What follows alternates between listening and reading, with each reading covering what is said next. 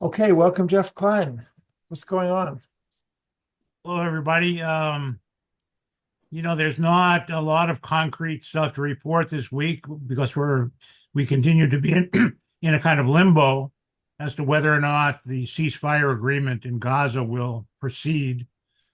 Um, the it's sad to say, but every evidence shows that Israel will never honor an agreement or abide by international law that it finds inconvenient unless compelled to do so.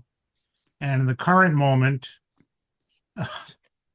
remarkably, the only person that may compel Israel to do it is Donald Trump and his administration. And of course, that's a pretty thin reed to base our hopes on, but I think that's the reality that we're facing. Israel has been violating its agreement for the ceasefire in Gaza continuously for a month now.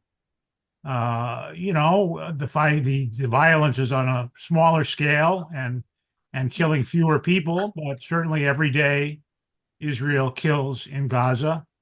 It has refused to allow the agreed upon aid to enter Gaza, especially temporary housing and equipment that will help to clear the rubble and remove unexploded ordnance.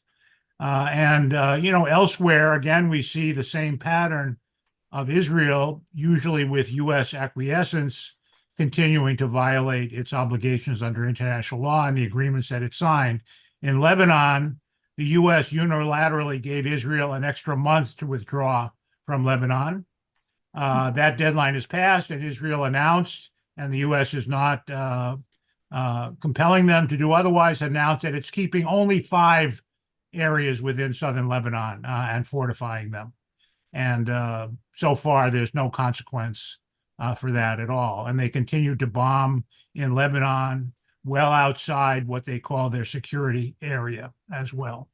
And in Syria, they've broken the UN mediated ceasefire that goes back 50 years by advancing through and beyond the demilitarized zone, and apparently is setting up more or less permanent military bases in newly occupied Syrian territory.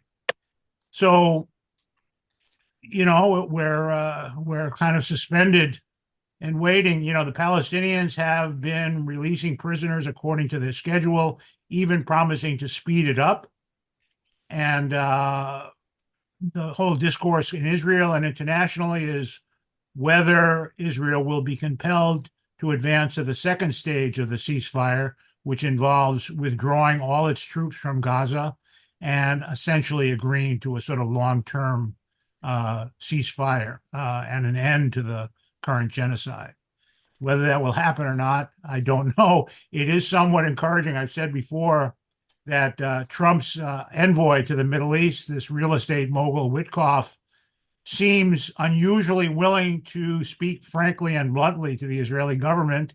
And there are some signs that when he does so, they're prepared to listen. So they are theoretically negotiating the terms of the second phase of the ceasefire now, although Israel has been dragging its feet and has not been participating fully. They recently changed the head of their negotiations to an Israeli American, Ron Dermer, who is very close to Netanyahu, very far right, and has a lot of ties back to his former homeland in the United States politically with the Republican Party. So that may be an attempt to find someone who can talk Trump's language on behalf of Israel. So, there's a little bit going on in Congress, nothing dramatic, although I hope all of you have received the alert that Susan wrote and we sent out yesterday, urging our 2 senators to co-sponsor the resolution that opposes ethnic cleansing in Gaza, and also either submit or support a joint resolution of disagreement with the latest arms package that Trump has promised, including thousands of bombs and releasing the previously promised but on hold 2,000-pound bombs. I think something more than 1,000 of those. And these are the bombs that one bomb can level a whole neighborhood. And there's also renewed talk about Israel hoping to attack Iran sometime soon. The CIA has assessed that Israel is actively planning a possible attack before the end of the year. And the question is, will they get U.S. support? Will they do it with or without U.S. support? And will they get U.S. support to do it? So there's talk of this huge bunker busting bomb that the U.S. has used in Afghanistan being transferred to Israel. But there is, to the best of my knowledge, there is no Israeli combat airplane that can carry such a bomb. So they would have to rely on U.S. Large scale bombers to do it if that was going to be delivered. So that's all I have for now. And some of you can add stuff, I'm sure. And I'll do my best to answer any questions if you have any. Questions or comments? Julie. Jeff, I understand that the Israelis are releasing Palestinian prisoners, but they are taking prisoners at a greater rate than they're releasing them. So can you speak to that? I don't know the details, but that's certainly true in general.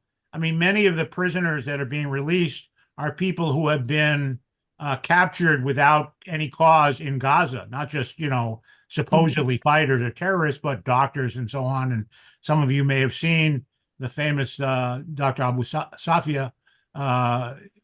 It has been held in solitary confinement for the last 6 weeks or so. And of course, I should have added, there are many reports and confirmations coming out of horrible abuse and torture of Palestinian prisoners in Israeli jails, not only from the Palestinians, but from the International Red Cross and an organization, a very well-respected organization, Physicians for Human Rights in Israel, that I work with and know some people. That's a joint Jewish and Palestinian organization, and they just today issued a report documenting the torture of Palestinians. And I should have said also that, of course, while we're waiting to see what happens in Gaza, Israel has ramped up an unrelenting attack on Palestinians in the West Bank and forced thousands of them from their homes in Jenin and Tulkarm and elsewhere. And that, whether or not there's a ceasefire in Gaza, that violence against Palestinians in the West Bank shows no sign of abating anytime soon. And it may be, a sort of thought out preface to some more formal step of annexation of the West Bank. Certainly de facto, that's been going on for a while. Whether they'll make any move legally to annex parts of the West Bank or all of it, I don't know. But while the ceasefire is mostly going on in Gaza, people are being killed daily in the West Bank, and their homes are being destroyed. So it's a pretty dire situation all around. Hey, thank you. Let's move on to improving our organization. Grace, just 1 second. I gotta switch the recording. So just take a moment.